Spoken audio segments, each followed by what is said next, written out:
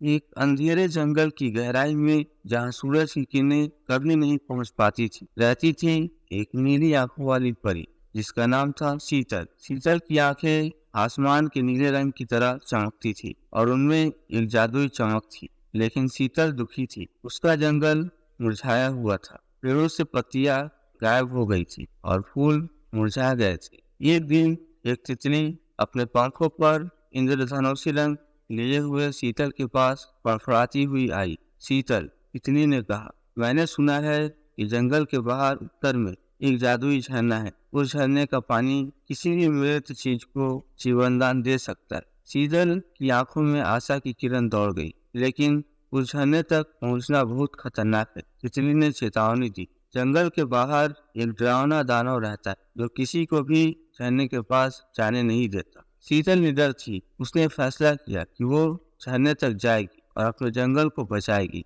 उसने एक छोटी सी सीधी दीवार बनाई और अपनी यात्रा शुरू की। रास्ते में उसे कई खतरे मिले। उसने बात करने वाले पेड़ों को पार किया जो उसे गुमराह करने की कोशिश करते थे, और दलदलों को पार किया जो उसे निगलने की धमकी देते थे। अंत में शीतल दानव के इलाके में पहुंच गई। दानव एक विशाल डरावना जीव था जिसकी आंखें आग की तरह जल रही थी। दानव ने शीतल को देखा और गर्जना की, तुम यहाँ क्या कर रही हो? कोई भी मेरे झरने के पास नहीं जाता। शीतल डरी नहीं थी। उसने दानव को बताया कि उसका जंगल मर रहा है और उसे झरने के जादुई पानी की जरूरत है। दानव एक पल के लिए रुका। उसने कभी किसी को अपने जंगल के लिए इतनी परवाह करते नहीं देखा। ठीक है, दानव ने अंत में कहा, लेकिन तुम्हें एक परीक्षा पास करनी होगी। अगर तुम जीत जाती हो तो मैं तुम्हें झरने का पानी लेने दूंगा। दानव ने शीतल को एक पहेली दी। यह एक कठिन पहेली थी, लेकिन शीतल बुद्धिमान थी। उसने सोचा और आखिरकार वह इसका उत्तर लेकर आई। दानव प्रभावित हुआ। उसने कभी किसी को इतनी जल्दी पहेली का हल करते नहीं देखा था। दानव ने अपना वादा रखा। उसने शीतल को झरने तक जाने दिया और उसे अपनी छोटी सी दीवार भरने दिया। शीतल जंगल में वापस आई और पेड़ों पर, फूलों पर और जमीन पर झरने का पानी छिड़का। जैसे ही पानी जमीन को छूता था, वैसे ही पेड़ों में फिर से जान आ जाती थी। फूल खिल उठते थे और जंगल फिर से हरे भरे हो जाते थे। वही शीतल ने खुशी से सुनते जंगल को देखा और उसे लगा कि उसका काम हो गया। लेकिन तभी एक नया सवाल उसके दिमाग में पौधा, दानव जंगल और झरने की रखवाली क्यों कर रहा था? वो इतना क्रूर क्यों लगता था? फिर भी पहेली हल करने पर उसे जाने दिया। जिज्ञासा से तड़पती शीतल झरने के पास लौट गई। दानव वहीं बैठा था, झरने के गिरते पानी को उदास नजरों से देखता था। क्षमा करे, शीतल ने विनम्रता से पूछा,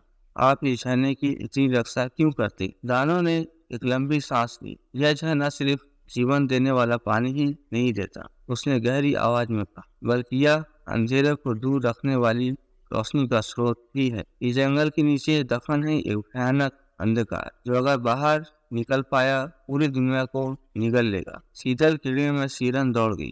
उसने कभी नहीं सोचा था कि उसके मिशन में इतना बड़ा रहस्य छिपा होगा। तो आप इस जंगल की रक्षा कर रहे हैं? शीतल ने पूछा। दानव ने सिर हिलाया, हजारों सालों से, लेकिन मेरी शक्तियां कमजोर हो रही। मुझे एक उत्तराधिकारी की जरूरत, कोई ऐसा जो इस झरने और दुनिया को बचा सके। शीतल चौंक गई। क्या दानव उसे अपना उत्तराधिकारी बनाना चाहता था? एक परी को एक दानव के जंगल की रक्षा करने के लिए? लेकिन मैं एक परी, शीतल ने हिचकिचाते हुए कहा। दानव मुस्कुराया, एक उदास मुस्कान। परी या दानव, अच्छाई और बुराई सिर्फ रंग नहीं होते, यह आपके दिल में होता है। क्या आप इस जंगल और दुनिया को बचाने के लिए तैयार हैं? शीतल ने दानव की उदास आंखों में देखा।